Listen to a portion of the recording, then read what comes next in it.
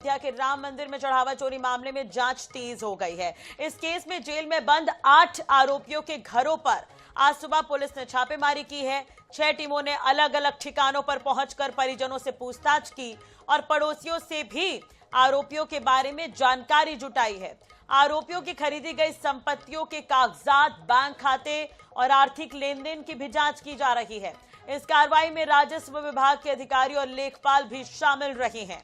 आपको बता दें कि जांच में सीसीटीवी फुटेज के आधार पर 47 दिनों में 70 बार चोरी के संकेत मिले हैं।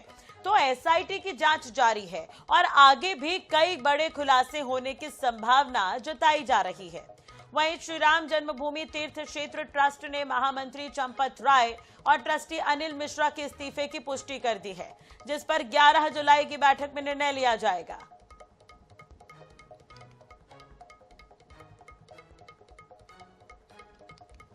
तो 8 आरोपियों के घर पर छापेमारी की गई। सुबह से टीमें पहुंची हुई थी और सुबह सुबह पुलिस की ये दबिश देखने को मिली है। अयोध्या की तस्वीर हम आपको दिखा रहे हैं। परिवार और पड़ोसियों से भी पूछताछ की गई। अयोध्या संवाददाता अंकुश जायसवाल हमारे साथ जुड़ गए इसी खबर पर ज्यादा जानकारी के लिए। अंकुश, जानकारी आपसे चाहेंगे अभी तक इस पूरे मामले में कहां तक जांच पहुंची और सुबह जब टीम पहुंची थी 8 आरोपियों के घर पर, आसपास भी पूछताछ की गई है, तो क्या कुछ सामने आया?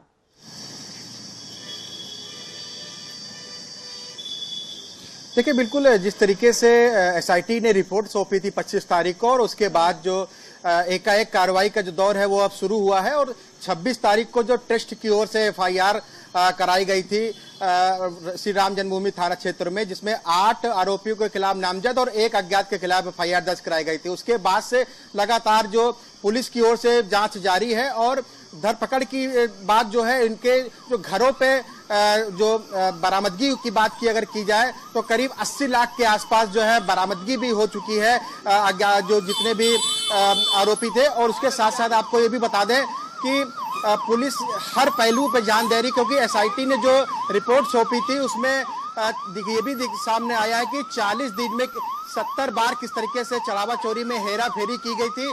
और उसके साथ साथ आपको ये भी बता दें कि हेरा फेरी तो की ही गई, साथ साथ जो फुटेज में अन्य लोग भी सामने आए थे उनकी भी जो है जांच जो है अब तेजी से आने वाली, क्योंकि जिस तरीके से चंपत राय को लेकर के काफी आवाज उठ रही थी कि अभी तक चंपत राय ने इस्तीफा नहीं दिया, नैतिकता के आधार पर चंपत राय को, अनिल मिश्रा को इस्तीफा दे देना चाहिए। तो वो इस्तीफा हालांकि अब चूंकि कल ट्रस्ट की ओर से भी लिखित रूप से पत्र आता है जिसमें इसकी बात स्वीकार कर ली जाती है, यानी कि चंपत राय और अनिल मिश्रा ने भी इस्तीफा दे दिया है।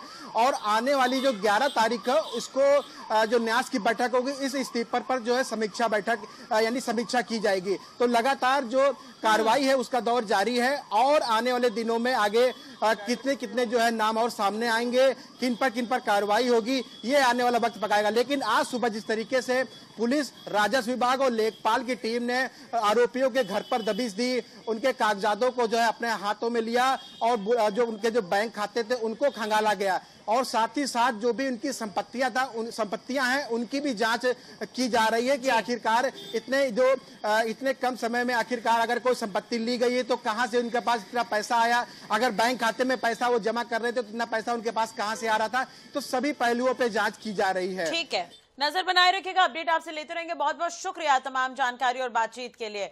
तो अभी भी जो जांच जो है वो आगे चलती रहेगी और 8 आरोपियों के घर पर यहाँ पर टीम पहुंची थी। सुबह सुबह राम मंदिर चढ़ावा चोरी का ये पूरा मामला है। टिन्नू यादव के घर पुलिस की छापेमारी देखने को मिली और आसपास जो पड़ोसी हैं उनसे भी पूछताछ की गई है। तो सुबह सुबह पुलिस की